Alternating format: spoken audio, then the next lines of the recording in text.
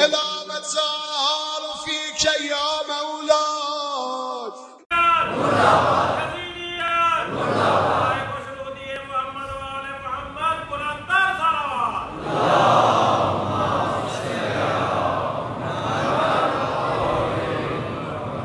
سورة الفاتحة.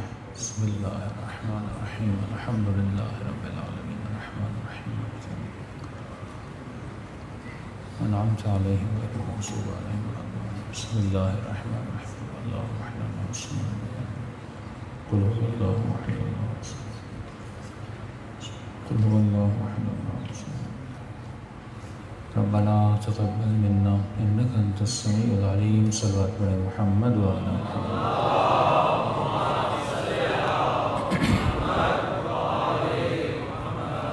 بسم الله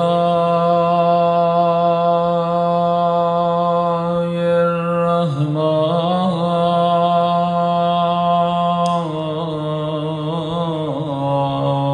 الرحيم.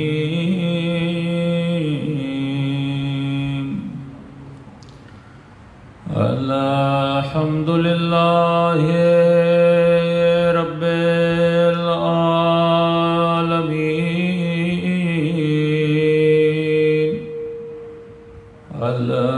الحمد لله كما هو أهله.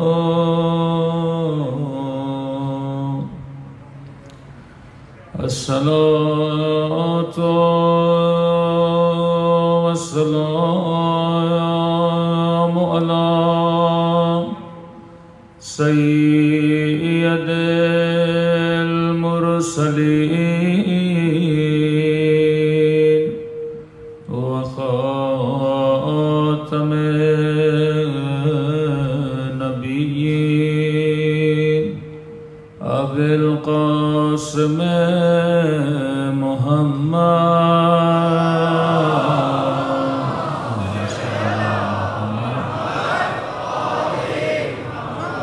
وعلى آله الطيبين الطاهرين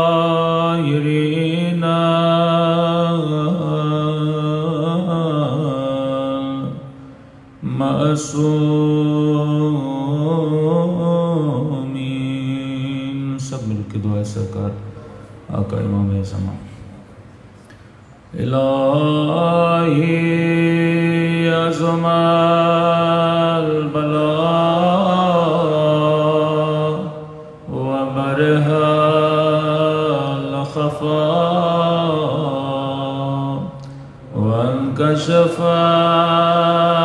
الغطاء وانقطع الرجاء وضاقت الأرض ومنعت السماء وأنت المستعان وإليك المشتكى وعليك المؤول في الشدة والرخاء. اللهم صل على محمد أولي الأمر الذين فرضت علينا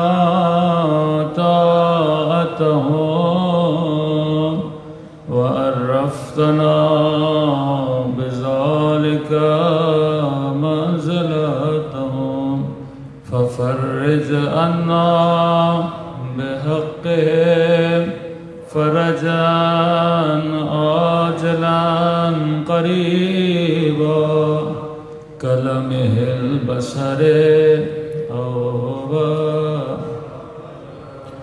يا محمد يا علي يا علي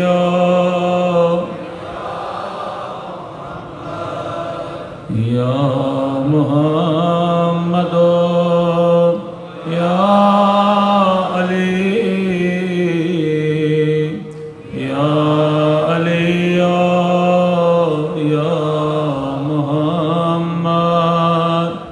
اكفياني فإنكما كافيا وانصراني فإنكما ناصرا يا مولانا يا صاحب الزمان الغوث الغوث الغوث أدركني أدركني أدركني الساعة الساعة الساعة العجل العجل العجل يا أرحم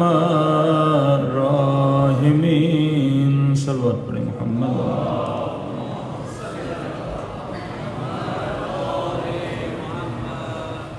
بسم اللہ الرحمن الرحیم رب اشرح لي صدری ويسر لي امری واحلل عقدۃ من لسانی یفقهوا قولی اما بعد فقد قال سبحانه وتعالى في محكم كتابه المجيد وفرقانه الحميد وقوله الحق وهو أصدق الصادقين بسم الله الرحمن الرحيم إنما وليكم الله ورسوله والذين آمنوا الذين يقيمون الصلاة ويؤتون الزكاة وهم راكعون صلوات پر محمد وعلى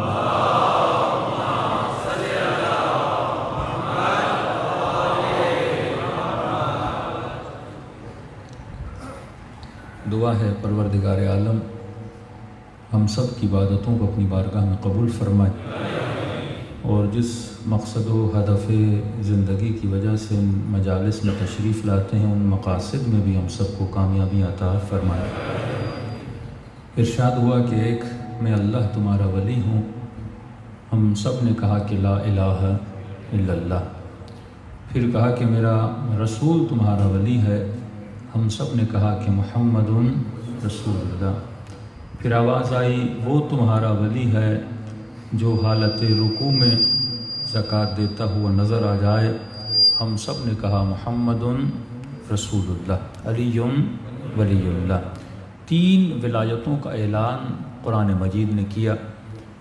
صرف ایک فرقہ مسلمانوں میں ایسا ہے جس نے تیسری ولایت کو بھی مانا ہے۔ ہر مسلمان 2 ولایتوں کو مانتا ہے۔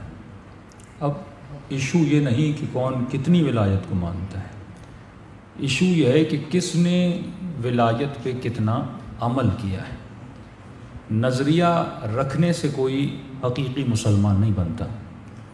لشکر امام حسین میں بھی کلمہ پڑھا جا رہا تھا اور لشکر یزید میں بھی کلمہ پڑھا جا رہا تھا۔ لوگوں نے اتنا یزیدیت کو شاید پڑھا نہیں ہے کہ تاریخ لکھتی ہے 7 پیش امام تھے یزید کے لشکر میں، جن میں سے ایک کا نام سنان ہے، ایک کا نام شمر ہے، جو نماز پڑھاتے تھے۔ صرف نماز نہیں، راتوں کو نماز شب بھی پڑھتے تھے، نماز تہجد بھی پڑھتے تھے۔ تقریباً اس لشکر میں سے 4000 لوگوں نے شب عاشور غسل شہادت کیا ہے کہ کل ہم نواس رسول کو قتل کریں گے، ہم جہاد کر رہے ہیں، تو غسل شہادت بھی کیا ہے۔ انسان اس مقام پہ کب آتا ہے؟ یہ تعجب کیا جائے کہ بھائی اس زمانے میں نبی کے نواسے کو قتل کیا گیا، لیکن آپ اس زمانے میں بھی خود دیکھ سکتے ہیں کہ نواس رسول کی یاد میں اگر جلوس نکل رہا ہے تو آج کا مسلمان بھی اس پہ پتھر پھینک رہا ہے۔ کو میں نے سنا 1-2 بچے بیچارے شدید زخمی بھی ہوئے۔ تو یہ فکر کب ایسی بن جاتی ہے کہ انسان اتنا قسی القلب ہو جاتا ہے کہ گلوں کو کاٹتا ہے، انسانوں کو مارتا ہے۔ آج ایک مومن کے یہاں مجلس پڑھنے کے بتا رہے تھے خیبر پختونخوا میں ایک جگہ پہ کہ ہمارے دادا بڑے مومن تھے، تو جب دنیا سے چلے گئے دشمنی کی یہ حد کہ ان کو قبر سے نکالا اور گلا کاٹا اور 2 مہینے تک ان کا سر وہ پھراتے رہے۔ تو یہ مت سمجھیے کہ یزید ایک تھا اور یزید چلا گیا۔ یزید سوچ کا نام ہے، حسین سوچ کا نام ہے۔ تو انسان کو یہ دیکھنا ہے وہ کس ورژن والے اسلام میں زندگی کر رہا ہے۔ اسلام کے کئی ورژن ہیں، کہ کل میں نے اشارہ آپ کو دیا کہ ایک ورژن یزیدی ورژن ہے، یزیدی اسلام ہے، ایک ورژن حسینی اسلام کا ورژن ہے۔ اور اگر انسان لاکھوں سجدے کرے صرف اس بات پر کہ اللہ نے مجھے وہ ورژن عطا کیا جو حسین ابن علی والا تھا، اس مکتب میں رحم کرم کہ جو ایک مسیحی صرف اس وجہ سے مسلمان ہوا، کہتے جب میں نے تاریخ اسلام پڑھی تو مجھے تاریخ اسلام میں ایک وجود نظر آیا جس کا نام علی ابن ابی طالب ہے، اور میں نے یہ پڑھا کہ جس نے علی مرتضیٰ کی سر پر ضربت ماری تھی، علی اپنے بیٹے کو وصیت کرتے ہیں کہ جس نے مجھے ضربت ماری ہے اس سے جا کر پانی پلاؤ۔ ایک یہ ورژن اسلام کا ورژن ہے کہ جو اپنے قاتل کو پانی پلا رہا ہے، اور دوسرا وہ ہے جو نواسے رسول کو اور ان کے چاہنے والوں کی لاشوں پر گھوڑے دوڑا رہے ہیں۔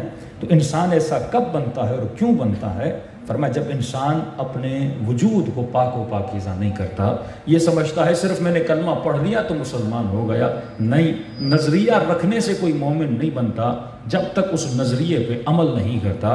تو اے مومن، اے علی کے چاہنے والے، صرف ولایت نظری رکھنے سے تو مولائی نہیں بن جاتا جب تک تو اپنے وجود میں ولایت عملی کو نازل نہیں کر دیتا۔ صلوات پڑھیں محمد و علی محمد۔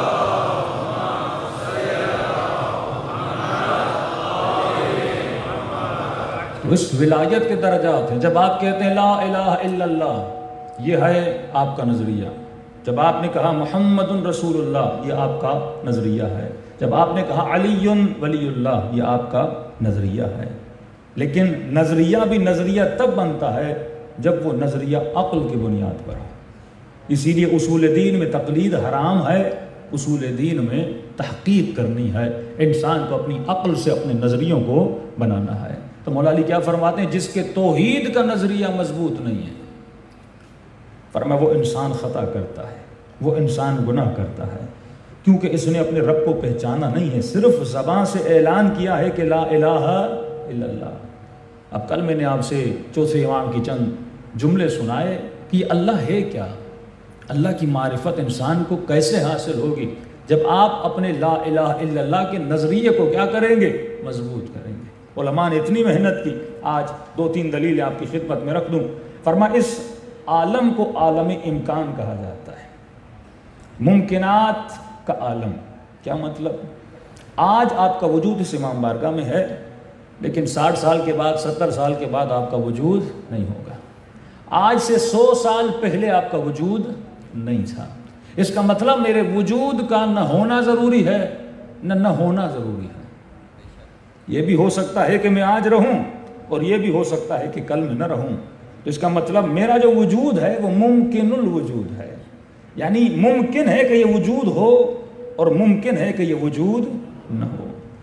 آج ہے، کل نہیں تھا، اور کل نہیں تھا اور آج ہو سکتا ہے، تو اس کو کہا جاتا ہے ممکن الوجود۔ لیکن ایک وجود ایسا ہے جو اس ممکن کو وجود عطا کرتا ہے، جس کو فیاض مطلق کہا جاتا ہے، جو کائنات کے لحظے لحظے میں کائنات کو فیض عطا کر رہا ہے، جس کو ممکن الوجود، جو ممکن الوجود کو وجود عطا کرے، اس کو کہا جاتا ہے واجب الوجود۔ کیونکہ جو آج ہو اور کل نہ ہو وہ بندہ ہے، اور جو آج بھی ہو، کل بھی ہو اور ہمیشہ بھی ہو، جس کا وجود ہمیشہ ضروری ہے، اس کو واجب کہا جاتا ہے، اور وہ وجود وجود پروردگار عالم ہے۔ ایک تو یہ دلیل۔ دوسری دلیل یہ کہ انسان اس عالم میں نظم ہے، تو یقیناً اس کا کوئی ناظم بھی ہوگا۔ اور دنیا کا عقیدہ یہ ہے کہ یہ دنیا کیسے بنی؟ ایک دھماکہ بنا، اور اس دھماکے سے دنیا وجود میں آ گئی۔ فرمایا کبھی کوئی صاحب عقل یہ سوچے کہ جس جگہ پہ دھماکہ ہوتا ہے وہاں چیزیں بکھرتی ہیں، بنتی نہیں ہیں۔ دنیا کی کوئی بھی ایسی جگہ دیکھیں جہاں پہ دھماکہ ہوا ہو، تو دھماکے کے نتیجے میں چیزیں کیا ہو جاتی ہیں؟ بکھر جاتی ہیں، بنتی نہیں ہیں۔ لیکن اس کائنات میں آپ کو بکھراؤ نظر نہیں آتا، کائنات میں آپ کو کیا نظر آتا ہے؟ نظم نظر آتا ہے۔ مثلا چھوٹا سا بچہ ہے، اسے سمجھائیے ایک خوبصورت سی تصویر بنا دیجئے اور اس بچے سے پوچھئے کہ بیٹا یہ تصویر کیسے بنی؟ بچہ کہے گا بابا مجھے نہیں پتا، آپ بتائیے۔ آپ کہیں کہ ایک رنگ کی پیالی تھی، وہ پڑی ہوئی تھی اور وہ گری اور اس کے گرنے سے حسین تصویر بن گئی، تو بچہ کہے گا بے وقوف کسی اور کو بنائیے، پیالی کے گرنے سے کوئی حسین تصویر نہیں بنتی۔ تو اس کو آسان لفظوں میں یہ سمجھائیے کہ میرے لال، جب چھوٹی سی تصویر کسی حادثے میں نہیں بن سکتی تو پوری کائنات کسی حادثے کے نتیجے میں کیسے بن سکتی ہے؟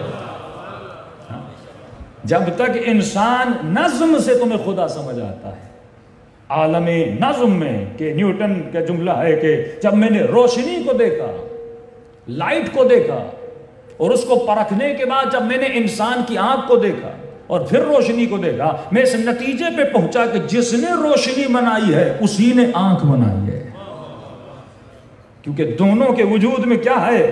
نظم پایا جاتا ہے۔ اے انسان، ایک مسیحی سے کہا تم کیوں مسلمان بنے؟ فرمایا جب میں نے قرآن کی آیت پڑھی کہ خدا کہتا ہے کہ میں تمہاری انگلیوں کے نشانوں کو بناتا ہوں۔ کائنات کا ایک بھی انسان دوسرے سے نہیں ملتا۔ دنیا کی بڑی سے بڑی کمپنی ڈھونڈ لیں، نئے نئے ورژن کمپنی دیتی ہے لیکن اتنے ماڈل کمپنی نہیں بناتی، تھوڑی سی اس میں چینجنگ کر دیتی ہے، پچھلے سال کا ماڈل اسی سال کے ماڈل کی طرح ہوتا ہے، لیکن لاکھوں انسان آئے، نہ کسی کی شکل کسی سے ملتی ہے، نہ کسی کا مزاج کسی سے ملتا ہے، ایون جو آپ کے فنگر پرنٹ ہیں یہ بھی کسی سے نہیں ملتے۔ تو وہ پروردگار عالم کا مولا ایسا کیوں ہے؟ کہ کیونکہ وہ خود وحدہ لا شریک ہے، یونیک ہے، لہٰذا وہ ہر بچے کو یونیک بناتا ہے تاکہ جب یہ دنیا میں پیدا ہو تو وحدہ لا شریک کی ایک نشانی لے کر کائنات میں آ جائے۔ تو انسان اگر اسی چیز کو دیکھے تو اسے پتہ چل جائے گا یقیناً کائنات میں کوئی نظم دینے والا موجود ہے۔ تو دوسری دلیل وجود پروردگار عالم پہ، ایک برہان حدوث، دوسرا برہان نظم، تیسرا جو برہان ہے وہ علت و معلول کا بنیاد ہے کہ کائنات میں ہر جو شے ہے اس کا کوئی نہ کوئی سبب موجود ہے۔ مثلا آپ کیسے پیدا ہوئے؟ اپنے والد کی وجہ سے۔ وہ کیسے پیدا ہوئے؟ اپنے والد کی وجہ سے۔ اب سائنس بھی کہتی ہے ہم کتنا آگے تک جائیں گے، وہ اپنے والد، وہ اپنے والد، وہ اپنے والد، کروڑوں لاکھوں اربوں انسان ہیں، ہمیں کہیں نہ کہیں پر جا کر رکنا پڑے گا۔ کوئی ایسی جگہ ہوگی جس نے ان سب کو بنایا ہوگا، کوئی ایسا وقت ہوگا، کوئی ایسا شخص ہوگا، کوئی ایسی چیز ہوگی جس نے تمام تر اشیاء کو خلق کیا ہوگا، اور جہاں پہ ہم رکتے ہیں ہم اسے خدا کہتے ہیں۔ لیکن سائنس اسے خدا نہیں کہتی، کہتی ہے وہ مادہ تھا، وہ مٹیریل تھا جس نے پوری کائنات کو بنایا۔ اس پر بھی اگر انسان عقل کو یوز کرے تو آپ ان کی دلیل کو رد کر سکتے ہیں۔ مادہ کسے کہتے ہیں؟ مٹیریل کو۔ یہ پلیٹ، یہ گلاس، میرا وجود مٹیریل سے بنا ہے۔ اب وہ کیا کہتے ہیں کہ پوری کائنات کو جس نے بنایا ہے وہ مادہ ہے، وہ مٹیریل ہے۔ یہاں پر بھی میرے امام کا جملہ ہے، امام فرماتے جو دنیا یہ سمجھے کہ کائنات کو مٹی اور مادے نے بنایا ہے، فرمایا اے انسان ذرا غور سے دیکھ، مادہ شعور نہیں رکھتا، مادہ عقل نہیں رکھتا۔ یہ میرا ہاتھ تو ہے لیکن ہاتھ میں ایموشنز نہیں ہے، ہاتھ میں احساس نہیں ہے۔ ایموشنز اگر کوئی آپ سے پوچھے کہ بھائی یہ ڈر کہاں ہے، خوف دکھا، ڈر دکھا، خوشی دکھا، غم دکھا، آپ کبھی اس جسم میں اسے خوشی نہیں دکھا سکتے، کبھی اسے اس جسم میں غم نہیں دکھا سکتے۔ کبھی بھی آثار غم دکھا سکتے ہیں، آثار خوشی دکھا سکتے ہیں، لیکن خود خوشی کبھی بھی وہ نہیں دیکھ سکتا، خود غم کبھی بھی نہیں دیکھ سکتا۔ یہ احساس محبت، یہ احساس بغض، یہ احساس عشق آپ کبھی بھی اسے دکھا نہیں سکتے، کیونکہ احساسات کا تعلق جسم سے نہیں ہے، انسان کی روح سے ہوتا ہے۔ جسم میں کوئی احساس نہیں، مادے میں کوئی احساس نہیں، میرے پاؤں میں کوئی احساس نہیں ہے، کیونکہ یہ مادہ ہے اور مٹیریل ہے۔ فرمایا کیوں؟ کیونکہ مادے میں علم نہیں ہوتا۔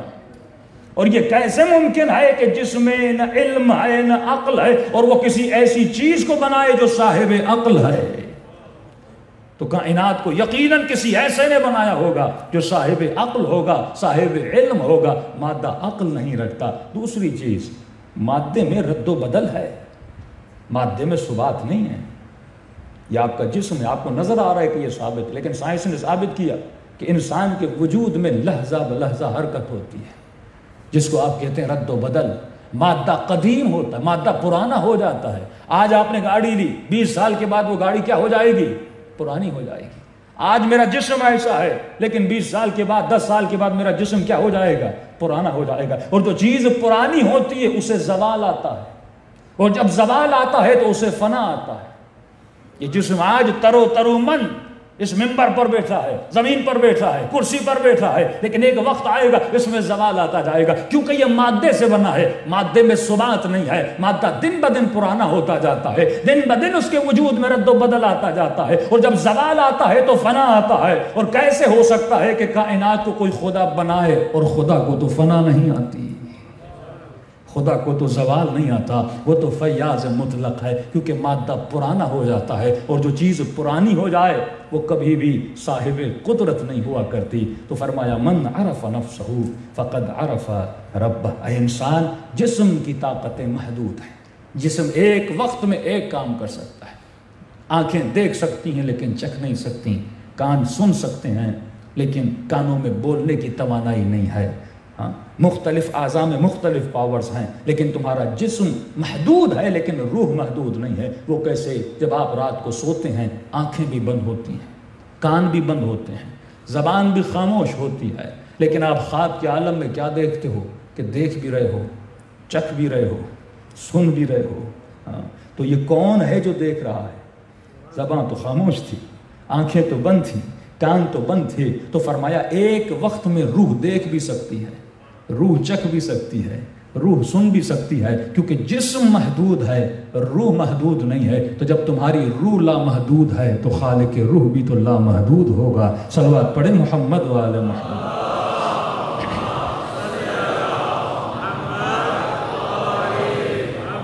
وَأَجِّلْ فَرَجَهُمْ۔ تو اپنی ذات سے خدا کی ذات کو سمجھ سکتے ہو، اپنے روح کے پاور سے خدا کے پاور کو سمجھ سکتے ہو۔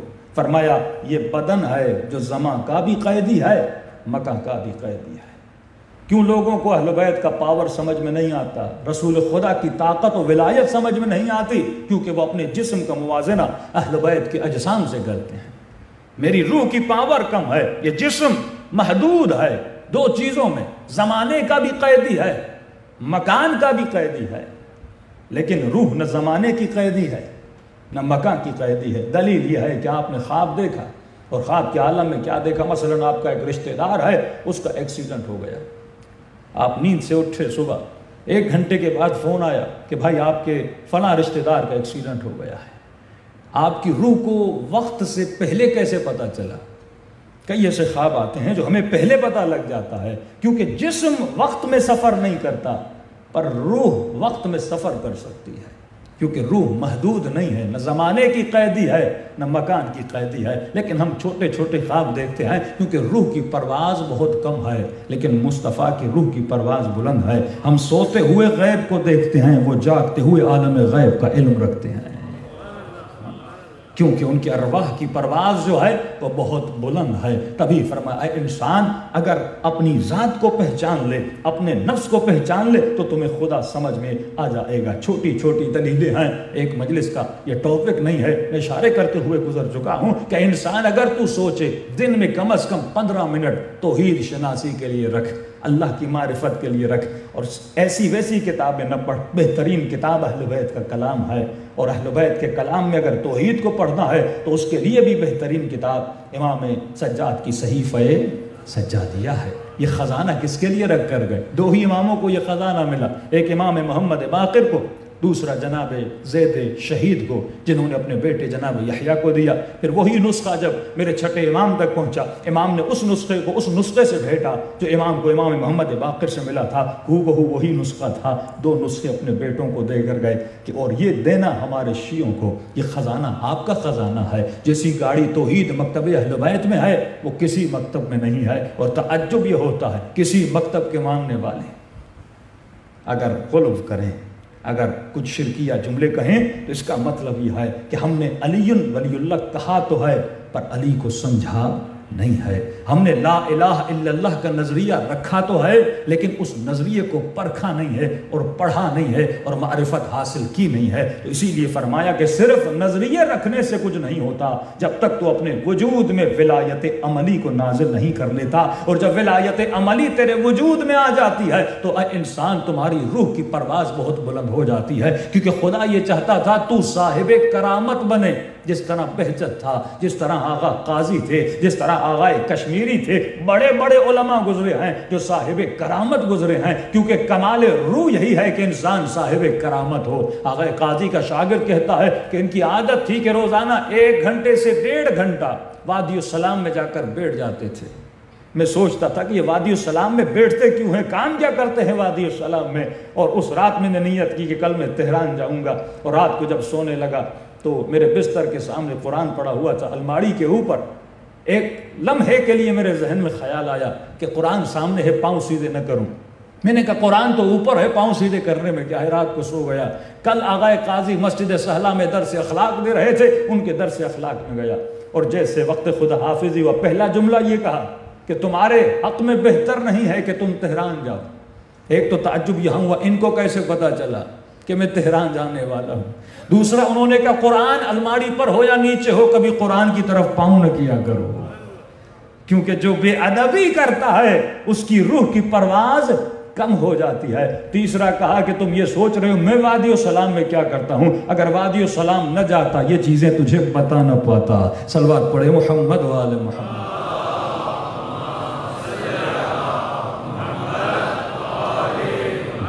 عجل فرجہم۔ تو جب تک انسان اپنے اندر ولایت اہل بیت، ولایت رسول کو نافذ نہیں کرتا، اور یہ ولایت کب آتی ہے؟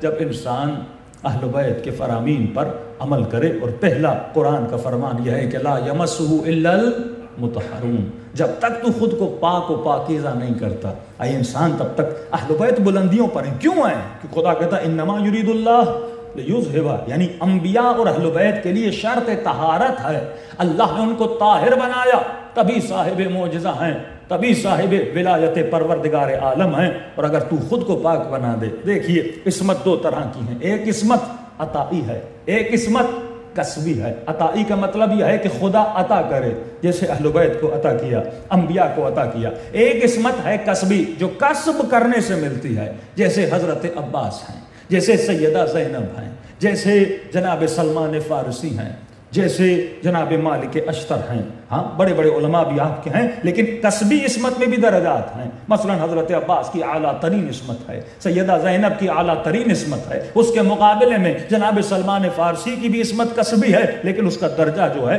درجہ بندی ہوتی ہے، ہر انسان کی عصمت کا درجہ ہوتا ہے۔ تو اہل بیت اگر ہم چاہیں تو معصوم کسبی بن سکتے ہیں، جیسے آغائے خمینی تھے، لوگ کفراتے ہم نے ان سے کبھی مکروہ کام نہیں دیکھا۔ آغائے بہجت تھے، آغائے نخودکی تھے، 7 سال سے لے کر جب تک زندہ تھے جن کی نماز شب قضا نہیں ہوئی، زندگی میں ایک مکروہ کام نہیں کیا، ایک نگاہ حرام کسی حرام کی طرف نہیں بڑھائی۔ یہ عصمت کسبی ہے جو انسان اپنی محنت سے اسے کسب کرتا ہے، اور جب تم کسب کرتے ہو تو خدا تجھے ولایت کا فیض عطا کرتا ہے۔ یہ نہیں کہ امام زمانہ پردے غیب میں ہے، کوئی ان سے فیض نہیں لے سکتا، ہر فیض لینے والا اپنے وقت کے امام سے فیض لے سکتا ہے۔ جب کہا کہ 313 کا عدد، مطلب ہر زمانے میں مولا کے خاص 313 اصحاب موجود ہیں، اگر امام سے نہیں تو ان اصحاب سے تم فیض لے سکتے ہو۔ لیکن کب؟ جب تم اپنے وجود کو پاک و پاکیزہ بناؤ گے، جب اس عصمت کسبی کو اپنے وجود میں لاؤ گے، اور اس عصمت کے دریا میں داخل ہونے کی پہلی شرط یہ ہے کہ لا یمسہ الا المطہرون،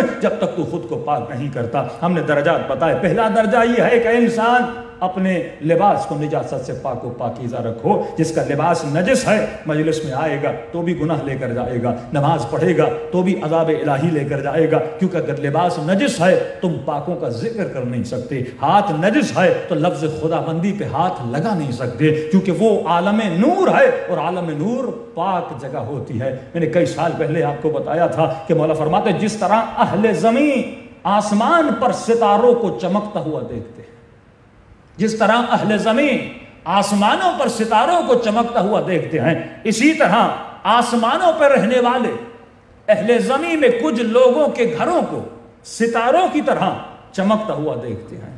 یہ وہ ڈائریکشن ہے جو ملائک نور کو دیکھ کر اس جگہ پہ کیا ہوتے ہیں؟ نازل ہوتے ہیں۔ بھائی چاند چمک رہا ہے، آپ جہاز پہ چڑھے اور چاند پہ گئے، اس کی چمک کو دیکھا، اس کا پتہ آپ کو چلا۔ اسی طرح اہل زمین کی جو ایڈریس ہے ان کے گھروں کا چمکنا ہے۔ مولا یہ کن کے گھر ہیں؟ فرمایا جن کے گھر پاک و پاکیزہ ہیں وہ آسمان میں ملائکوں کو چمکتے ہوئے نظر آتے ہیں۔ اور اسی چمک کو دیکھ کر ملائک ان کے گھروں میں کیا ہوتے ہیں؟ نازل ہوتے ہیں۔ تو لہذا جس گھر میں نجاست ہوگی یا نجس وجود ہوگا وہ گھر اندھیرے میں چلا جاتا ہے، اس میں کبھی نزول ملائکہ نہیں ہوتا۔ پہلا درجہ یہ ہے کہ اپنے لباس کو پاک رکھا کرو، دوسرا درجہ یہ ہے کہ اپنے جسم کو بھی نجاست سے دور رکھا کرو، تیسرا درجہ یہ ہے کہ انسان ہمیشہ دائم الوضو رہا کرو۔ وضو نور ہے، دم علی الطہارہ، ہمیشہ طاہر رہا کرو، اور یہ وضو ہے جو تجھے مختلف گناہوں سے بچاتا ہے۔ رزق کی تنگی ہے تو تمہارے رزق میں اضافہ ہو جاتا ہے۔ چوتھا درجہ یہ ہے کہ اے مومن اپنے اعضاء کو باطنی نجاست سے بچایا کرو۔ ایک مرتبہ ظاہری ہاتھ نجس ہوا، پانی کے دھونے سے ہاتھ پاک ہو جاتا ہے، لیکن فرمایا جب تو جھوٹ بولتا ہے، جب تو غیبت کرتا ہے، جب تو دو مومنوں میں جھگڑا کرواتا ہے، جب تو گالی دیتا ہے، جب تو برا بھلا دشنام دیتا ہے، یہی زبان ہے جو کفر کرتی ہے، یہی زبان ہے جو شرک بولتی ہے، یہی زبان ہے جو توہین علی ابن ابی طالب کرتی ہے، یہی زبان ہے جو توہین خدا کرتی ہے، تو اگر زبان ایسا کرے تو نجس بن جاتی ہے۔ کہ مولا اس زبان سے کیا کریں؟ فرمایا کہ زبان کو ہمیشہ ذکر خدا میں مشغول رکھا کرو۔ کئی بار بتا چکا ہوں کہ مولا کسی نائی کے پاس جاتے ہیں اور نائی مولا کی مونچھوں کو بنانا چاہتا، لیکن مولا کے ہونٹوں میں جنبش تھی۔ نائی نے کہا علی ایک لمحے کے لیے ہونٹوں کو روکیے تاکہ میں تھوڑی مونچھوں کی سیٹنگ کر لوں، تو مولا فرماتے ہیں علی ایک لمحے کے لیے بھی اپنی زبان کو ذکر خدا سے روک نہیں سکتا۔ یہ اہل بیت کا کردار ہے۔ بچوں کو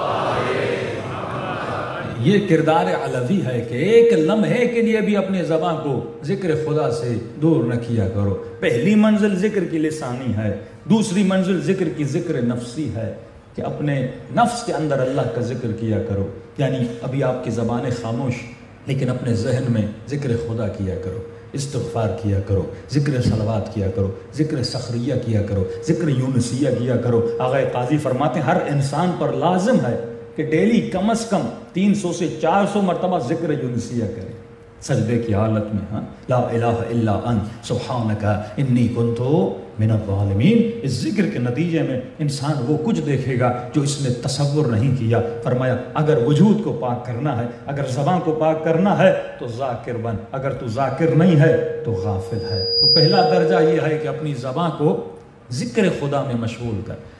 دوسرا درجہ یہ ہے کہ آنکھوں کو بھی پاک و پاکیزہ رکھ۔ آنکھ کس طرح نجس ہوتی ہے؟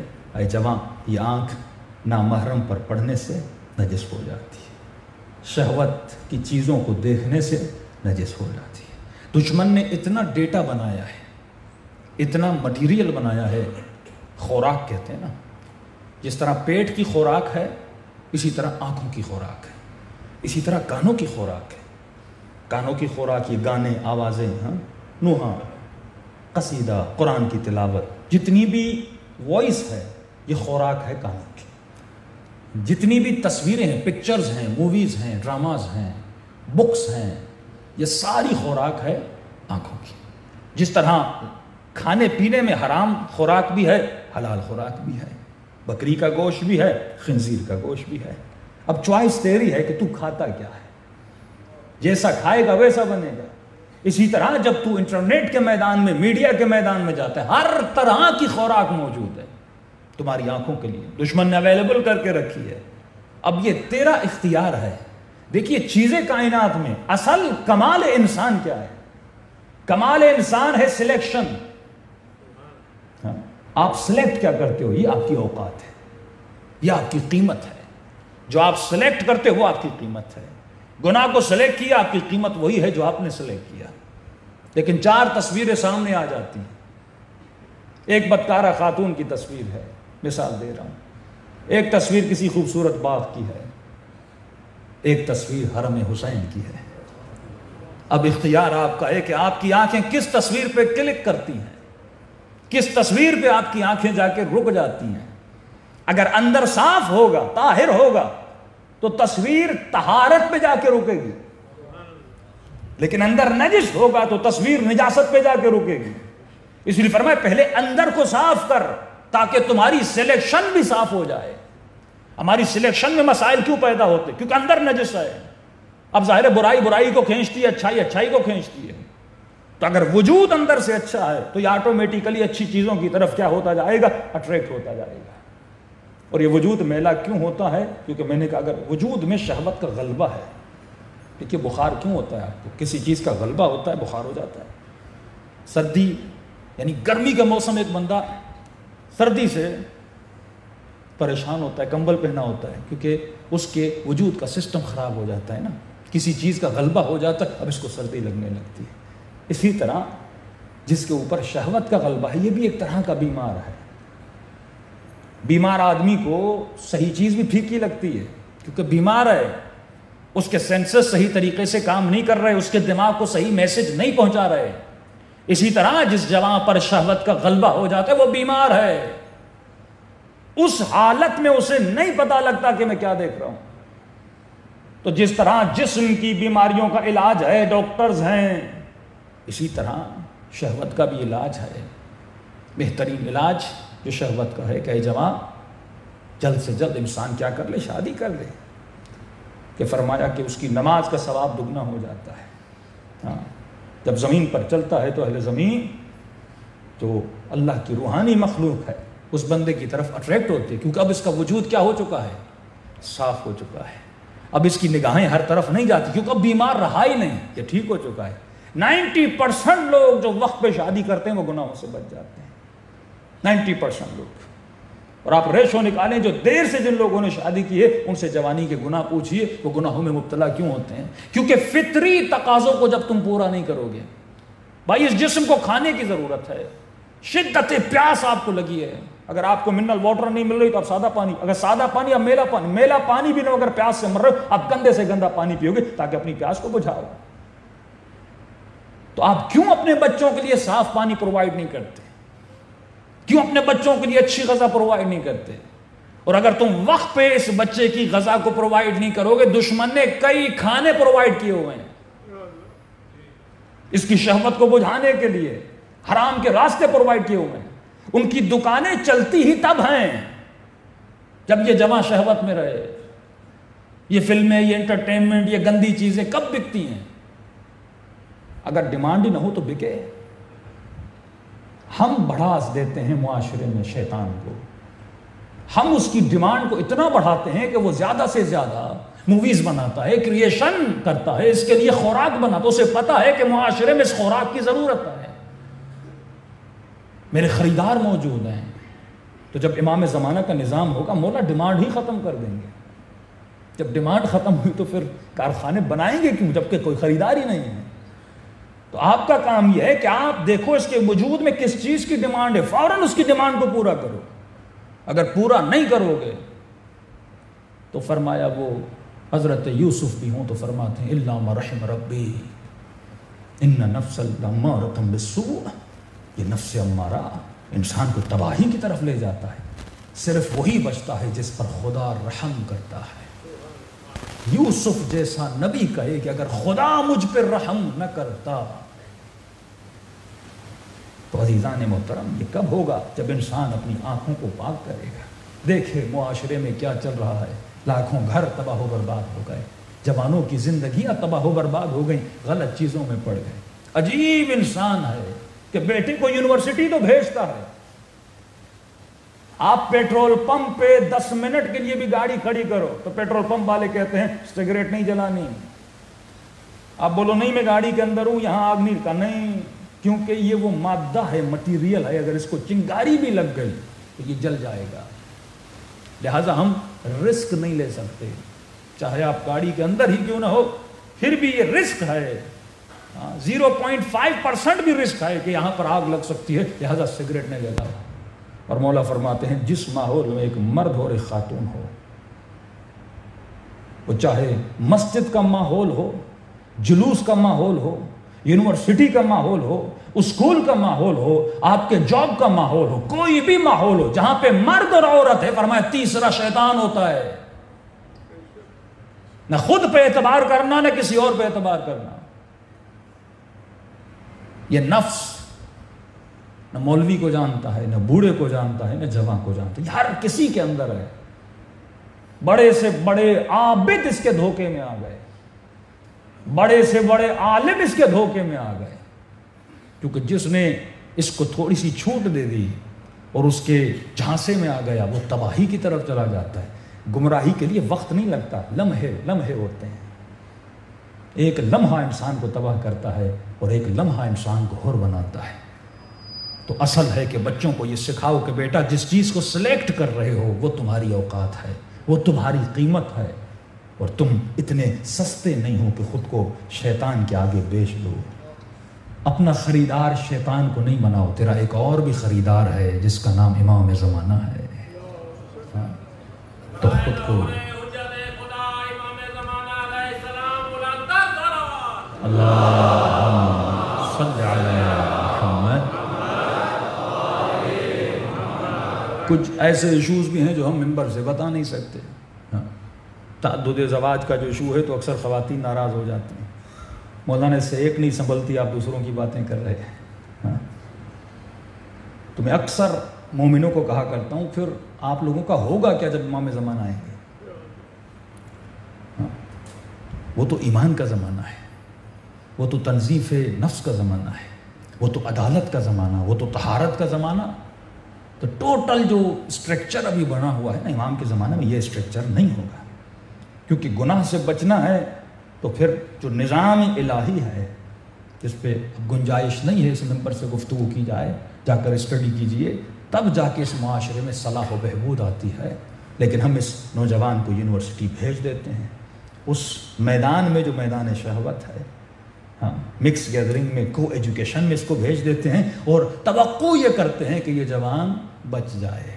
صرف نماز عبادت نہیں ہے، صرف روزہ عبادت نہیں ہے، یہ صبح سے شام تک اس یونیورسٹی میں نگاہ حرام میں مبتلا رہتا ہے، رات کو آ کے نماز پڑھتا ہے، باپ کا احترام کرتا ہے، یہ ایشو نہیں ہے، لیکن اندر سے اپنی آنکھوں کو نجس کر کے آیا ہے، حسرتوں کو اپنے اندر بھر کر آیا ہے، جس کے نتیجے میں اس کے وجود میں ڈپریشن پیدا ہوتا ہے، جس کے نتیجے میں اس کے وجود میں سٹریس کے سیلز اینڈ ہارمونز بڑھ جاتے ہیں، اور جس کے نتیجے میں سائنس کہتی ہے انسان کو کیا ہو جاتا ہے؟ کینسر ہو جاتا ہے۔ یعنی دین پر اگر کوئی عمل کرے تو اس کی زندگی دنیاوی جسمانی زندگی بھی بنتی ہے اور اس انسان کی اخروی زندگی بن جاتی ہے۔ صلوات پڑھیں محمد وآل محمد۔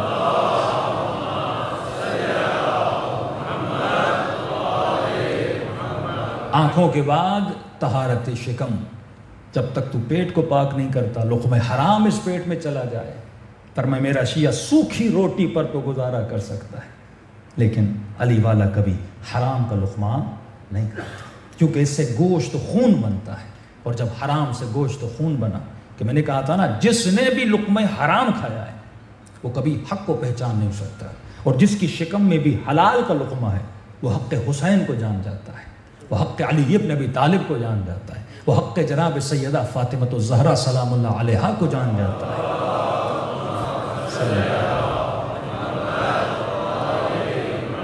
یہ لوگ جب کنورٹ ہو کے مکتب اہل بیت میں، کیونکہ لقمہ حلال کا اثر ہے، جب حلال کی کمائی ہوتی ہے تو انسان کی روح اسے ہدایت کی طرف لے کر جاتی ہے۔ ایک بہت بڑا عالم دنیا سے گیا، اس کے دوست نے اس کو خواب میں دیکھا، کیا دیکھا کہ بہت اچھے باغ میں بیٹھا ہوا ہے، اس سے دعوت دی، میں نے خواب کے عالم میں اس کے سفرے سے لذیذ ترین طعاموں سے فائدہ لیا، لیکن جب اس نے اپنے پاؤں سے کپڑا ہٹایا تو میں نے کیا دیکھا؟ ایک بچھو ہے جو اسے کاٹتا جا رہا ہے، اور اس کی آنکھوں سے آنسو بہہ رہے ہیں کہ تو اتنا بڑا عالم، بچھو کیا ہے؟ حالانکہ نعمت میں بیٹھا ہوا تھا، لیکن بچھو اسے کاٹے جا رہا تھا۔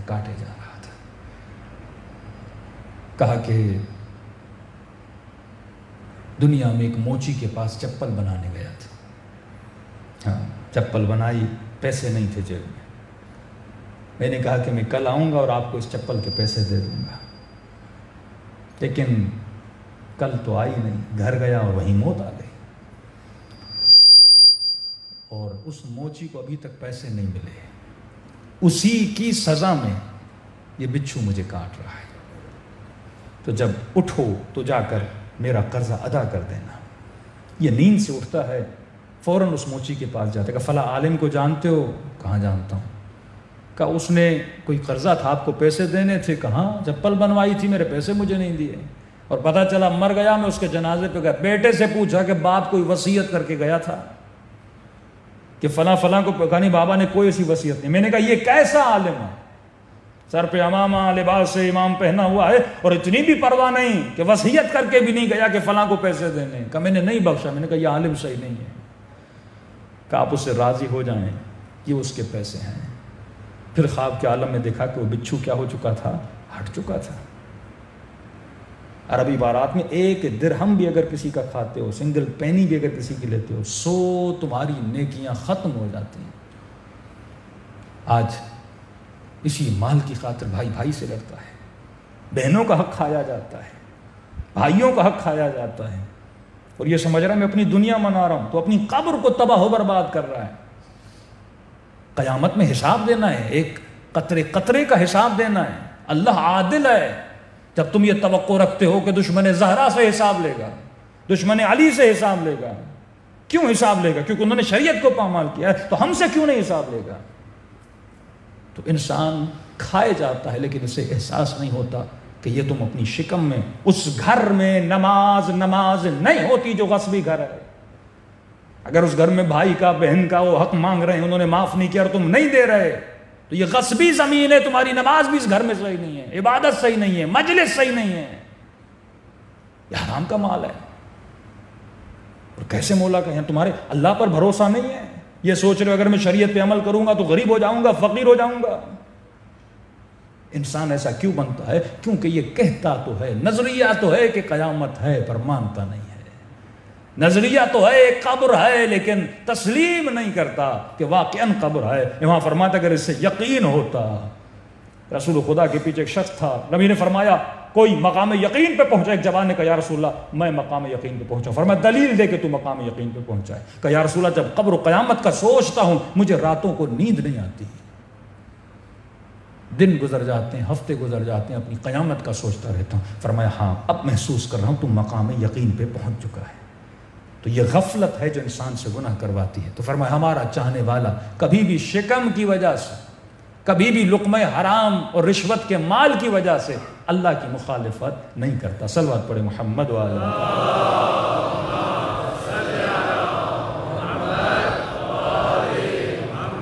صرف گزرا اشارے کرتے ہو جا رہا ہوں کیونکہ ہر ٹاپک میں صرف لقمہ حرام پہ 4-5 مجلسیں ہو سکتی ہیں، لیکن صرف اشارہ کر رہا ہوں، وہ آپ جا کر آغا دستغیب کی کتابیں پڑھیں کہ کون کون سی چیزیں لقمہ حرام کا سبب بنتی ہیں۔ شکم کے بعد فرمایا کہ اگر تم نے 7 اعضاء کو پاک کر دیا، کانوں کو حرام آوازوں سے بچایا۔ اب میوزک کا مسئلہ بڑا عجیب ہے کہ لوگ کہتے ہیں مولانا کریں تو کیا کریں، ہر چیز میں میوزک آ چکا ہے، اس میں تھوڑی اسٹڈی کرنے کی ضرورت ہے۔ فرمایا ہر وہ آواز حرام ہے جو ایسی جگہوں پہ بجائی جاتی ہوں کہ جن کے نتیجے میں محفل مطرب یعنی لہو و لعب کی محفلوں میں وہ آوازیں استعمال کی جاتی ہیں۔ مثال کے طور پہ گانا ہے جو بجایا ہی اس جگہ پہ جاتا ہے جہاں پہ لہو و لعب ہے، شراب کی محفل، ڈانس کی محفل، یا جہاں پہ مکس گیدرنگ میں لوگ ناچتے ہیں، وہ میوزکس جو ایسی جگہوں پہ استعمال ہوتے ہیں وہ حرام ہے۔ لیکن کوئی ایسا میوزک ہے جو ان جگہوں پہ استعمال نہیں ہوتا تو اس کو پھر انسان کو سننے کی اجازت ہے۔ لیکن ایسا میوزک فرماتے ہیں کہ جس کے سننے سے ایک تو یہ کیفیت، اب آپ کو پتہ نہیں ہے کہ یہ میوزک ایسی محفلوں میں بجایا بھی جاتا ہے کہ نہیں جاتا، مجھے کیسے پتہ چلے؟ تو فرماتے ہیں جس کے سننے کے بعد آپ کی کیفیت بدل جائے۔ کیا مطلب؟ آپ کا موڈ بڑا اچھا ہے، کوئی گانا کھولا غمگین سا اور آپ رونے لگے، تو یہ بھی نشہ ہے، کیونکہ نشہ انسان کی کیفیت کو بدل دیتا ہے۔ جب انسان شراب پیتا ہے تو ایک سیدھی سادی کیفیت ہے، لیکن شراب پینے کے بعد یہ بندہ اپنے کنٹرول میں نہیں رہتا، اس کی کیفیت بدل جاتی ہے۔ اسی طرح اگر میوزک تمہاری کیفیت کو بدل رہا ہے، تمہارے ایموشنز پہ اتنا گہرا اثر ڈال رہا ہے کہ اس کے سننے کے بعد تم رونے لگو، یا غمگین ہو، تم نے کوئی گانا چلا اور اس کو سننے کے بعد تم ناچنے لگو، خوش ہو جاؤ، تو یہ تمہاری کیفیت کو بدل رہا ہے۔ تو دوسری نشانی ہے کہ یہ میوزک بھی کیا ہے؟ حرام ہے۔ چلو یہ تو بحث حلال و حرام تھی، اب آتے ہیں طہارت کی طرف۔ فرمایا اگر 7 اعضاء کو تم نے پاک کر لیا، یہ تھا چوتھا درجہ، 5واں درجہ۔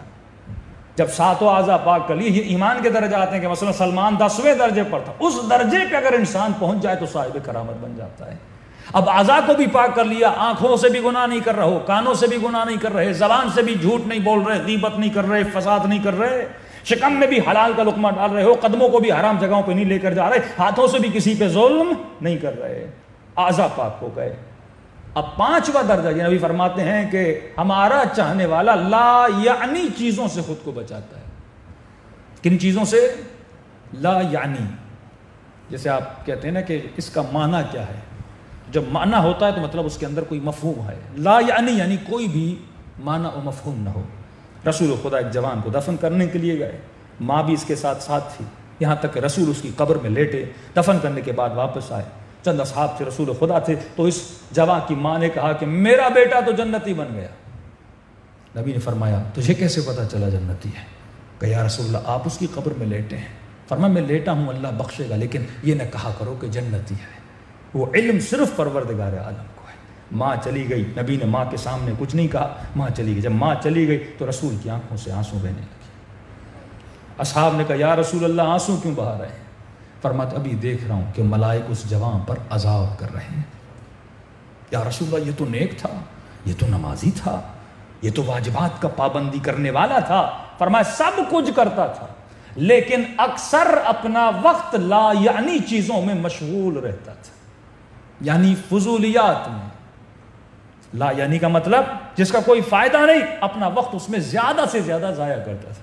اب انسان تھک جائے تو انٹرٹینمنٹ کے لیے 15 منٹ کوئی ڈرامہ دیکھ لیا، 10 منٹ کوئی گیم دیکھ لی، موبائل پہ کچھ کھیل لیا، لیکن اس کے 15 منٹ 2 گھنٹے ہو جائیں۔ اس خاتون کے ڈراموں کی سیریز 10 گھنٹے پہ چلی جائے، کہ مولانا میں نے فلاں ڈرامے 4 دن میں ختم کر دیا، صبح سے شام تک ڈرامہ دیکھ۔ یہ لا یعنی چیز ہے جس سے تمہیں کوئی فائدہ نہیں ہوا، تم نے قیمتی ترین وقت کو ضائع کر دیا۔ اللہ کی جو سب سے بڑی طاقت تھی وہ تمہارا وقت ہے، اس کو تم نے ضائع کیا۔ اب مولا کا جملہ سنیے، امام فرماتے جب انسان مر جائے گا، کروڑ پتی ہو، ارب پتی ہو، مالدار ہو، دنیا میں سب سے زیادہ پراپرٹی اس کے پاس ہو، جب یہ دنیا سے چلا جائے گا تو ملک الموت کو کہے گا کہ مجھے 1 منٹ دے، کہے گا کلا نہیں دے سکتا، کہے گا میری جتنی دولت ہے میں تجھے دینے کے لیے تیار ہوں، کروڑوں تجھے دینے کے لیے تیار ہوں، مجھے 5 منٹ دے دے، لیکن اسے 5 منٹ نہیں ملے۔ امام فرمایا اندازہ لگا تمہارے وقت کی قیمت کتنی ہے، جس کے لیے تو کروڑوں لٹانے کے لیے تیار ہے، لیکن تجھے اس وقت یہ 5 منٹ نہیں ملیں گے، اور تو دنیا میں اپنے وقت کو ایسے ضائع کرتا ہے جس کی تمہیں پرواہ نہیں ہے کہ جس وقت سے تجھے جنت بنانی تھی، لیکن تو لا یعنی چیزوں میں ضائع کرتا ہے، تو اس کا بھی تجھے عذاب دیا جائے گا، کیونکہ وقت والعصر، خدا اس وقت کی قسم کھا رہا ہے۔ جب قسم کھائی جاتی ہے اس کی اہمیت ہوتی ہے، اور ہمارے وقت کی اہمیت کیا ہے؟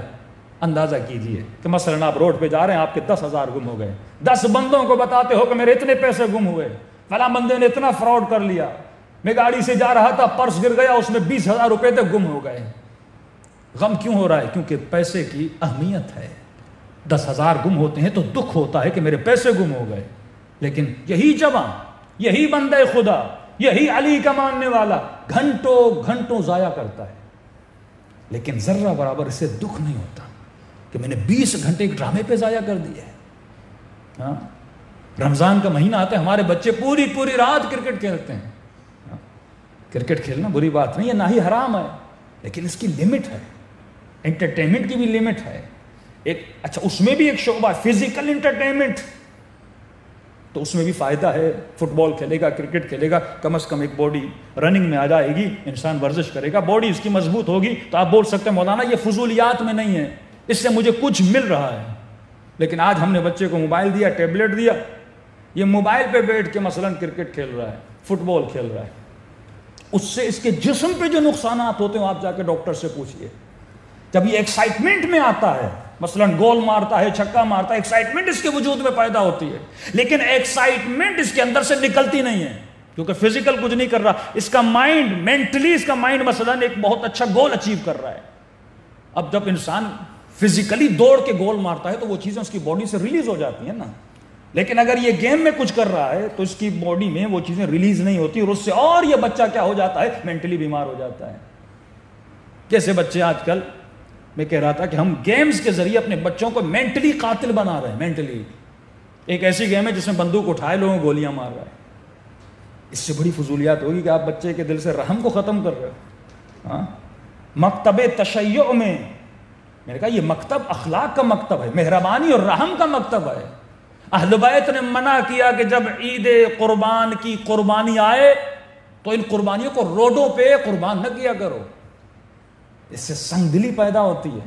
آغا طباطبائی کے گھر میں فرماتے ہیں صاحب کتاب تفسیر المیزان شاگرد آیت اللہ العظمہ قاضی, فرمائے نے گھروں میں 2 مرغیاں پالی تھیں. شاگرد قبلہ یہ مرغیاں انڈے بھی نہیں دیتی, ان کو ذبح کر دیں. کہنے لگے اتنے سالوں سے میں نے ان کو پالا ہے, میں کیسے دیکھوں کہ تم انہیں ذبح کر رہے ہو. کہا میں پیسے دیتا ہوں باہر بیچ کے آ جاؤ, کوئی اور جا کے اس کو ذبح کرے, لیکن میں کیونکہ اس سے قساوت پیدا ہوتی ہے.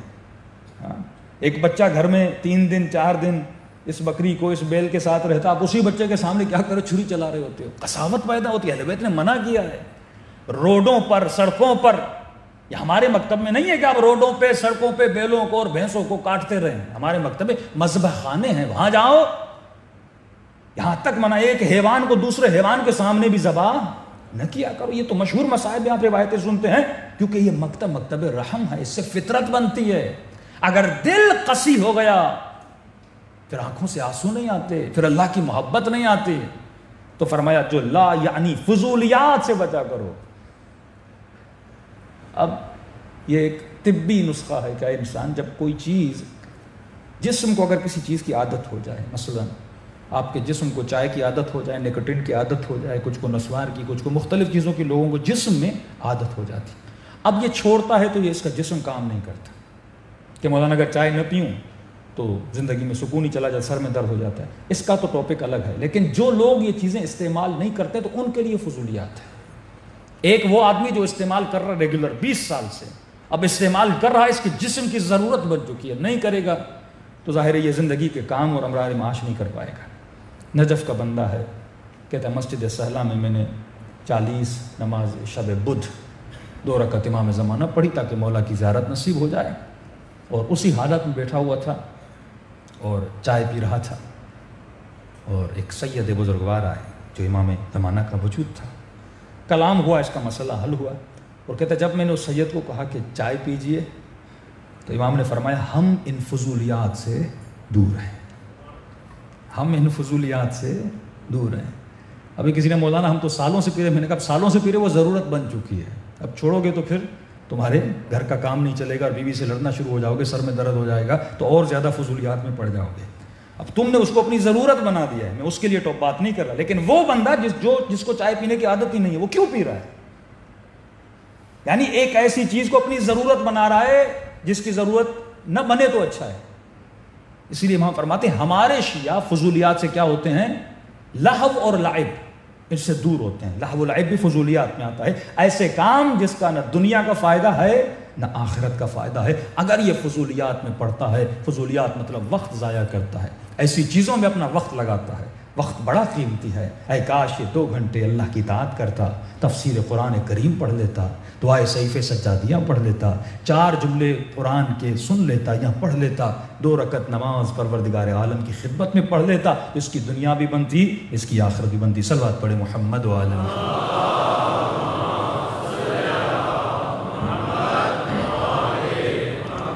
وَأَجِّلْ فَرَجَهُمْ. تو آج 5ویں طہارت تک اکتفا کرتے ہیں. کل کی اور پرسوں کی مجلس کافی اہم ہوگی, کیونکہ طہارت کے بعد پھر صفات مؤمنین کی باری آئے گی کہ جب آدمی نے خود کو پاک کر لیا, فضولیات سے بچ گیا, اب یہ کون سی صفات اچیو کرنا شروع کرے, کون سی چیزوں کو اپنی عادتوں میں شامل کرنا شروع کرے. اور اس کے بعد پھر آخری درجہ آتا ہے کہ اللہ اس بندے کو صاحب کرامت بنا دیتا ہے. کہ آغا نخدکی کے پاس اگر کوئی بیمار جاتا تھا, اتنا صاحب کرامت کہ وہ کہتے تھے کہ مثلا انجیر دیتے تھے, اس پہ دعا پڑھتے تھے, کہتے تھے قبلہ میری ماں بیمار ہے, کہتے تھے یہاں پہ کھا لو, تمہاری ماں کو شفا وہاں پہ مل جائے گی. یہ بھی تو انسان تھے نا. ہاں کئی واقعات ہیں ان کے, ایک تو لمبا واقعہ, اس میں جاؤں گا تو وقت بہت گزر جائے گا, آج ایک اور مجلس بھی ہے, تو اسی لقمہ حلال پر ہے. کہ ایک بہت بڑے افسر کا بیٹا آقا کا دشمن بن گیا، اور اتنا دشمن کہ پسٹل لے کے گیا کہ میں ان کو گولی ماروں، صرف اس لیے انہوں نے مجلس پڑھی۔ اس کے باپ کو ہدایت ملی، اس نے کہا میں تو شاہ کے پاس کام کرتا ہوں، اور بیٹے کو کہا کہ آج کے بعد نوکری شوکری سب چھوڑ رہا ہوں۔ تو اس نے کہا بھائی کس مولوی کی باتیں سن کے آیا ہے بابا؟ ہاں، نوکری بھی چھوڑ رہا ہے، گاڑی پروٹوکول سب چلا جائے گا اس مولوی کی وجہ سے۔ ہمارے ایک مولانا انٹیریئر سندھ میں مجلس پڑھنے گئے، وڈیرے نے اسے دعوت دی۔ یہ ایک تأثر جو شیعت میں بنایا گیا کہ مجلس کا مطلب یہ ہے کہ فضائل ہوں اور مصائب ہوں۔ یہ کیا مولویوں نے شروع کر دیا، رزق حلال پتہ نہیں اخلاقی باتیں، اس کا تعلق مجلس سے نہیں۔ مجلس مطلب فضیلت ہو اور مصائب ہو۔ اس بندے نے غلطی سے مولوی صاحب کو بلا لیا، انہوں نے پوری مجلس پڑھی شراب پر اور زنا پر، کہ وہ یزیدی کردار والا ہے جس کے اندر یہ صفات ہیں۔ دوسرے دن بانی مجلس آئے، قبلہ صاحب آپ یہ چیزیں کیوں پڑھ رہے ہیں؟ آپ امام حسین کے فضائل پڑھیں ہیں، مولا علی کے فضائل پڑھیں ہیں۔ انہوں نے کہا کیوں، ان میں کیا ہے؟ کہا نہیں یہ نہ پڑھا کریں۔ تو بعد میں جب اس نے معلوم کیا بھائی یہ مجھے کیوں روک رہا ہے، کہ قبلہ لوگوں نے اس کو اتنا ٹوکا ہے، کہ کیوں؟ کہ تم نے عجیب مولوی بلایا ہے جس نے تیرے ہی خلاف مجلس پڑھی ہے، تو اپنی بےزتی کروانے کے لیے مولوی کو بلا رہا ہے۔ کہ یہ شراب بھی پیتا ہے اور عیاش بھی ہے، لیکن مجلسیں بھی کرواتا ہے۔ تو کہا تو اپنے خلاف مولوی بلا رہا ہے مجلس پڑھنے کے لیے۔ تو ان کا ایشو یہی ہے، کیونکہ اگر تبلیغ ہوگی مجمع میں کوئی بے نمازی ہے وہ کہے کہ مولانا مجھے کہہ رہے ہیں، اگر کسی میں نشے کیا وہ کہے کہ مولوی مجھے کہہ رہا ہے۔ لیکن اگر مولا علی کی فضیلتیں پڑھتا رہوں تو آپ کو کوئی مسئلہ ہی نہیں ہے نا، یہ مولا کی فضیلت پڑھ رہا ہوں نا۔ لیکن اگر مولا کا شیعہ بننا ہے تو فضیلت تجھے اپنے اندر پیدا کرنی ہوگی۔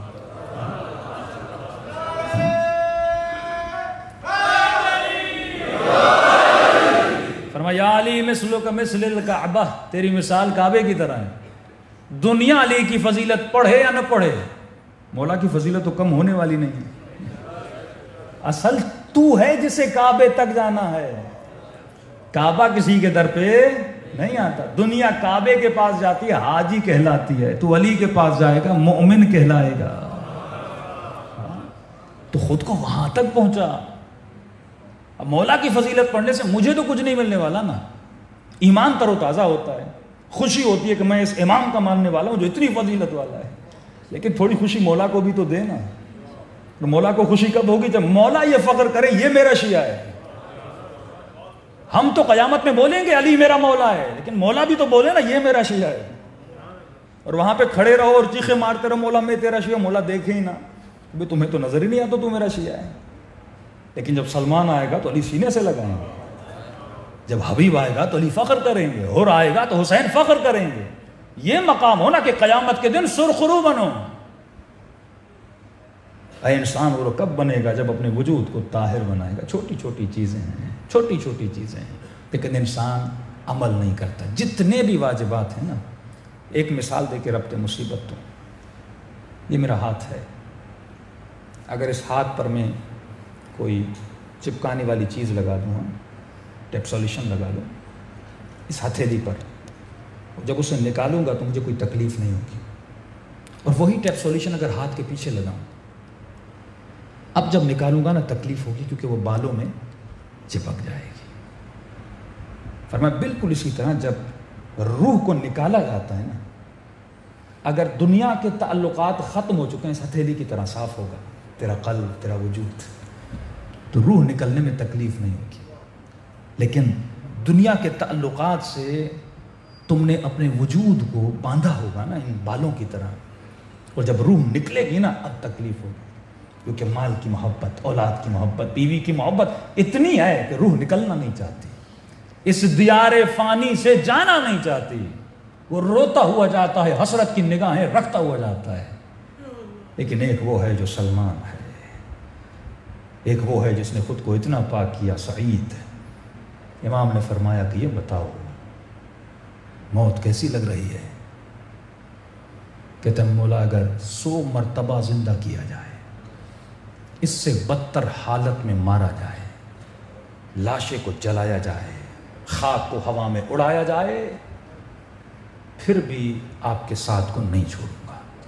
یہ وہ ہیں جنہوں نے اپنے تعلقات کو چھوڑا اور ایک تعلق کو مضبوط کیا، وہ تعلق اہل بیت رسول اور رسول سے اور پروردگار عالم سے تھا۔ تو یہ مجلسیں رسی ہیں جو آپ کو جوڑتی ہیں اہل بیت کی ولایت سے، اور انسان جڑتا تبھی ہے جب اس کے اندر کشش ہو۔ جس طرح لوہے کو چکمک کھینچتا ہے نا، خود کو پاک کرو تو اہل بیت کی طہارت تجھے اپنی طرف کیا کرے گی؟ کھینچ لے گی۔ صلوات پڑھیں محمد وعلی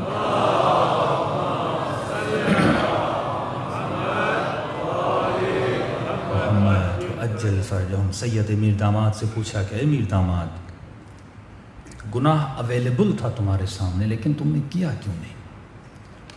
اس نے گناہ سے بچنے کے لیے اپنی 10 انگلیاں دیے میں آگ جل رہی تھی لالٹین میں، اس نے اس میں جلا دی تھی کہ صرف گناہ سے بچ جاؤں۔ شہوت کو خاموش کرنے کے لیے اس نے ہاتھ کو آگ میں ڈالا تھا، تو اس کی آنکھوں سے آنسو بہ آئے۔ فرمایا صرف ایک خیال مجھے گناہ سے روکتا تھا۔ کہ کون سا خیال؟ کہ جب یہ سوچ رہا تھا کہ قیامت کے دن میری دادی زہرا آئے گی اور مجھ سے پوچھے گی کہ میرے لال بتا تو نے ہمارے لیے کیا کیا، کہ اس وقت سے شرم آ رہی تھی اگر گناہ کر کے جاؤں گا تو بیوی کا سامنا کیسے کروں گا۔ آج مومن یہ سوچے، روایات میں صریح ہے کہ اپنے حسین کا خون بھرا کرتا لائیں گی، حسن کے جگر کے ٹکڑے لائیں گی اور اہل محشر سے سوال کریں گی، بتاؤ اے امت، اور ہم کیا قربانی دیتے اس امت کی اصلاح کے لیے؟ تو بہت بڑا قرض ہے امام حسین کا ہمارے سروں پر، وہ ادا ہوتا ہے جب انسان مولا کے اہداف کو پورا کرتا ہے۔ دلوں کو کربلا لے کر چلیں اور سلام کریں اپنے آقا حسین کو اور اصحاب حسین کو۔ السلام علی الحسین وعلی علی ابن الحسین وعلی اولاد بلند آواز وعلی اصحاب سب مل کے السلام علی الحسین وعلی علی ابن وعلی اولاد الحسین وعلی اصحاب بلند آواز سے السلام علی وعلی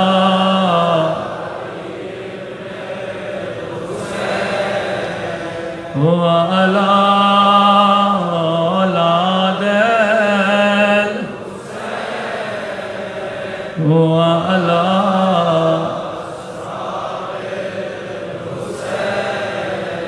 میرا سلام ہو زینب کی جلی ہوئی چادر پہ،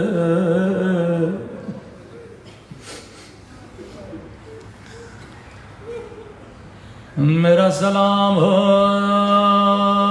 اس درد بھرے منظر پہ جب زینب کی نظر حسین کی پامال لاش پہ پڑی تھی۔ لاش کو دیکھ کر کہا میرے اللہ، میرا حسین ایسا تو نہ تھا۔ اما زہرا نے چکیاں پیس پیس کے پالا تھا۔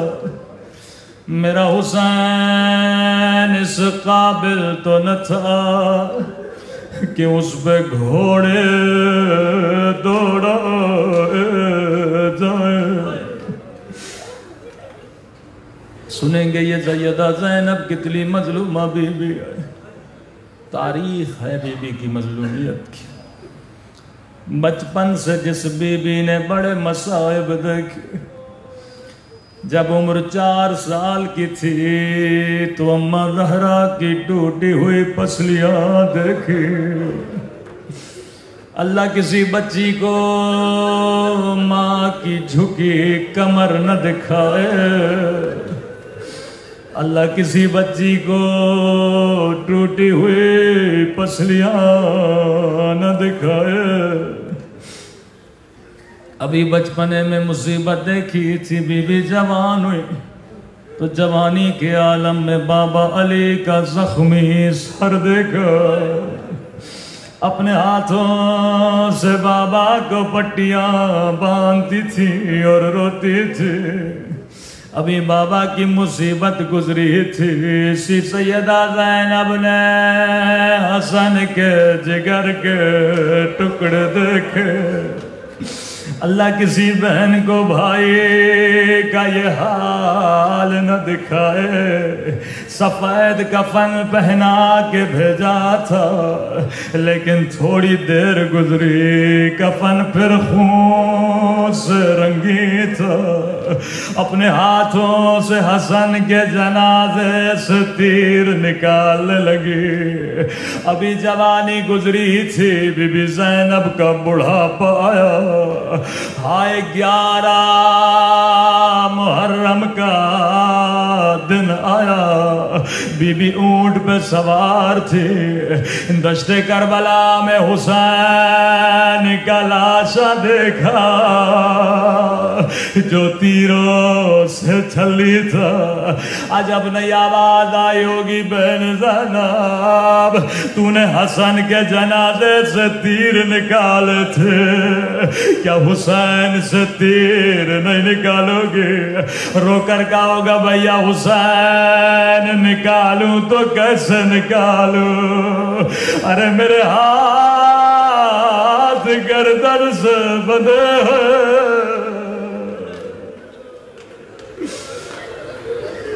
ام المصائب بی بی زینب. فرمایا خیمے میں جس شہید کا لاشا آتا تھا بی بی زینب سینے سے لگاتی تھی. اکبر کا لاشا آیا، ماں کو قریب آنے نہیں دیا، خود رونے لگے.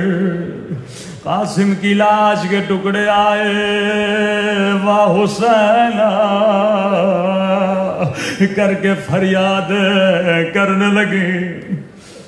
لیکن بی بی فضہ فرماتی ایک مرتبہ خیمے میں 2 ننھی سی لاشیں آئی. مجھے کہیں بی بی زینب نظر نہیں آئی. اکبر پہ رونے والی، قاسم پہ رونے والی. لیکن جب اپنے بچوں کی لاش آئی بی بی زینب کہیں نظر نہیں آئی. کہتی ہے میں خیمے میں گئی، کیا دیکھا؟ سر سجدے میں ہے، رو کر کہہ رہی ہے خدا میری قربانی قبول کر دی. تیرا شکر ہے تو نے عبداللہ کی قربانی قبول کی. فرمایا پورے سفر میں اپنے بچوں پہ نہیں روئی. قافلہ کوفے میں جاتا تھا، بڑی حسرت سے عباس کی کٹی گردن کو دیکھتی تھی.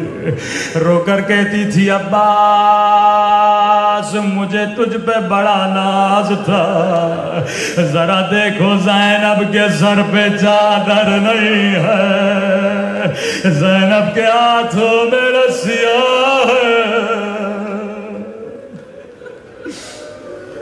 کبھی عباس کا ماتم کرتی، کبھی علی اکبر کا ماتم کرتی. لیکن فرمایا پورے سفر میں اپنے بچوں پہ نہیں روئی.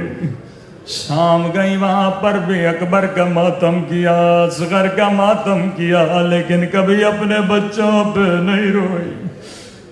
ایک مرتبہ رہائی کا وقت ہوا، ساری کٹی ہوئی گردنیں زندان شام میں آئی. اکبر کا سر آیا، اکبر کی ماں نے گود میں لیا.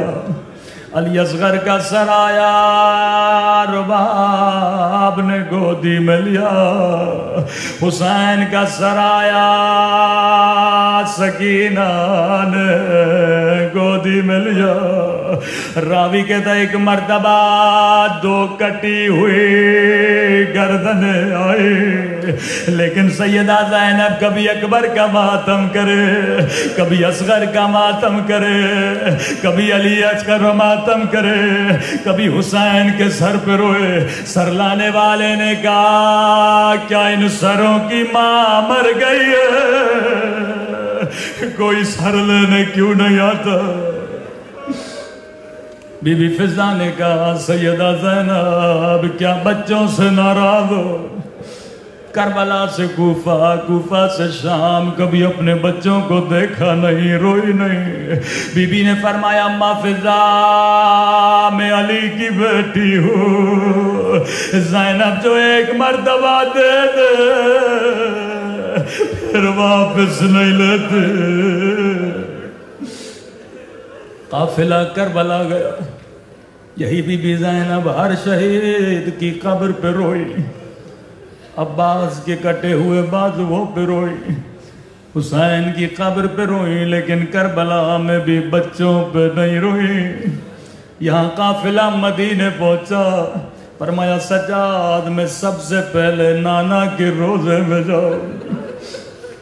ساری بیویاں روزے سے باہر گئیں، اکیلی بی بی زینب نانا کے روزے میں گئے. یہاں دروازے کو بند کیا، بڑی حسرت سے نانا کی قبر کو دیکھا. کہا نانا پوچھو گے نہیں، بڑی دور سے آئی ہو، زینب کیا لائی ہو؟ ایک مرتبہ سر سے چادر اتاری، کلائیوں سے کپڑا ہٹایا، کلائیوں کو نانا کی قبر پہ رکھا. اور نانا تیری امت نے میری چادر چھینے، اور نانا شمر نے مجھے تازیانے مارے، اور نانا میرا حسین مارا گیا. لیکن نانا کے روزے پہ زینب نے بچوں پہ گریہ نہیں کیا. اجرکم اللہ. نانا کے بعد سیدھا جنت البقیع گئی. روایت کے جملے ہیں زینب نے کوئی لمبا مصائب نہیں پڑا. ایک مرتبہ خون بھرا کرتا اماں کی قبر پہ رکھا. عجب نہیں زلزلہ آیا ہوگا. زینب کرتا ہٹا، اماں برداشت نہیں کر رہی، رو کر کہا اماں تو نے کرتا برداشت نہیں کیا. ارے میں نے 70 قدموں سے ظالم کو حسین کے سینے پہ دیکھا.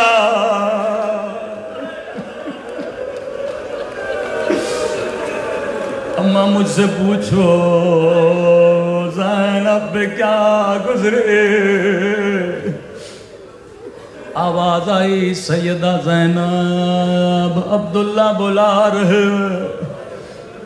اماں کی قبر سے شوہر کے گھر کی طرف جانے لگی. قدیمی مومنوں، میری ماں بہنوں، بتاؤ زینب کیا سوچ کے جا رہی ہوں گی؟ عبداللہ پوچھیں گے زینب میرا اون کہاں ہے، میرا محمد کہاں ہے؟ جیسے گھر کا دروازہ کھولا، عبداللہ نے کہا خاتون چلی جا، ابھی میری بیوی نہیں آئی. رو کر کہا عبداللہ تو نے بھی نہیں پہچانا، عبداللہ میرا حسین مارا گیا، عبداللہ میرا عباس مارا گیا. اب بھی زینب نے اون و محمد کا نام نہیں لیا.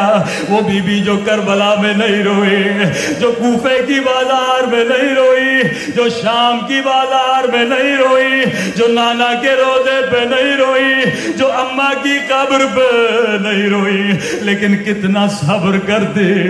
زینب بھی ایک ماں کا نام ہے. ایک مرتبہ بچوں کا کمرہ کھولا، 2 ننھے سے مسلح دیکھے.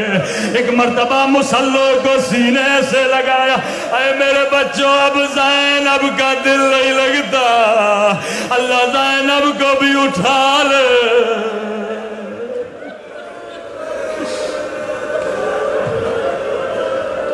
اللہ لعنت اللہ. علی القوم الظالمین. پروردگارا تجھے سیدہ زینب کی مظلومیت کا واسطہ ہم سب کے صغیرہ کبیرہ گناہ معاف فرما. ہمارے والدین کے صغیرہ کبیرہ گناہ معاف فرما. ہمارے مولا اور آقا امام زمانہ کا ظہور فرما. ہم سب کو مولا کے آبان و انصار میں شریک فرما. ربنا تقبل منا انک انت السمیع العلیم.